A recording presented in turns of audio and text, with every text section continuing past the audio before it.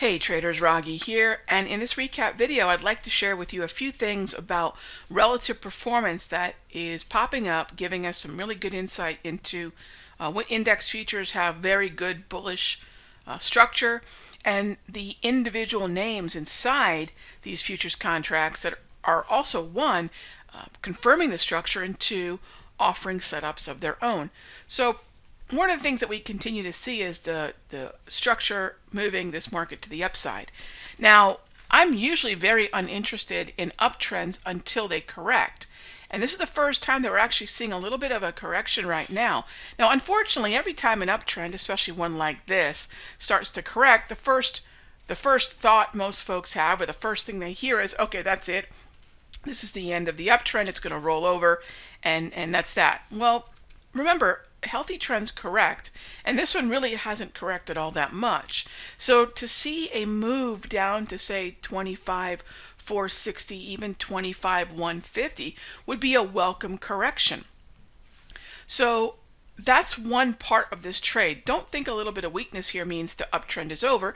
It simply means the uptrend is correcting. That's the way that I'll view it. Now, if there is going to be a more dramatic move to the downside, we'll talk about this later on this week some more. Take a look at the, make sure you watch the recap video on Thursday coming up, because I'll talk about non-farm payroll and what the structure is going into that Friday morning event. But in the meanwhile, it's really easy to assess which markets we want to possibly look at as a non-trending, right? Non-trending, non-trending, non-trending. So 4 out of these markets are non-trending right now. Now, it's pretty interesting which 4 are, because of the 6 heavily weighted names, notice 4 of them are in more of that non-trending structure.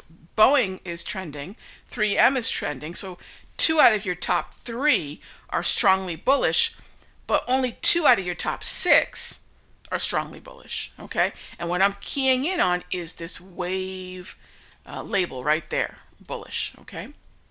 So I know that my best buys, the best opportunities to buy a pullback, are going to be on the double green labels. And by the way, what this is measuring is the structure of the 8, 13, and 21, which are very popular EMAs for us, because I use something called propulsion. It's a propulsion tool that combines 2 moving averages and their interaction with price. We call it simpler propulsion. So I don't look at straight up moving average crosses, but I take that classic moving average cross and I combine it with price action to get a moving average cross with fewer whipsaws, fewer false starts, fewer bad signals. And by the way, we make that propulsion dot indicator available for free to members. Now, you can use it 8, 13, and 21 to see how they're moving. That would be perfectly acceptable, and many of you already have access to the 34 EMA wave. Heck, you can Google that and probably find it anywhere on the web for free. In fact, every one of these tools that I'm showing you on Thinkorswim are actually already available for free in the TradeStation trading app store. So the trade-off here is we have these terrific trade flags on Thinkorswim, but every one of the indicators that I'm using, minus the trade flags, minus those labels, are available for free in the TradeStation trading app store. So I try to get these out to folks as easily as I can, as easily for you as I can. Now, in terms of pullback buys, I would prioritize double greens. But there's something interesting that you could view on United Health and on Home Depot, and that is what could be a little double bottom oversold buy. We can see this on UNH, and we can see this on McDonald's.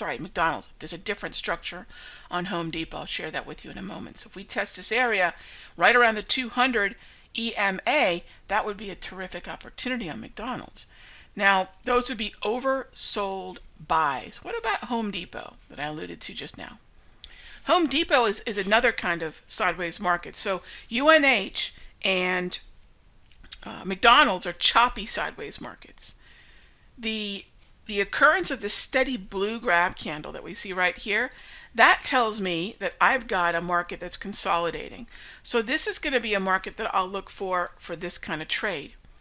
It's a breakout, breakdown, or what we call here That's simpler to squeeze. So I'll look for a squeeze opportunity. By the way, we had one just recently, very similar look, and that was on Amazon. Take a look. So if you want to see kind of the before and after, here's a very long string of blue grab candles, and the whole idea here was to either buy at the bottom of the range down in here or buy through the resistance. And you can see what transpired. This was another trade that we were keeping an eye on, looking for specifically a buy either from the bottom of the range or through the resistance right there. So that's similar to what's happening on Home Depot, obviously not exact, but it's a similar setup.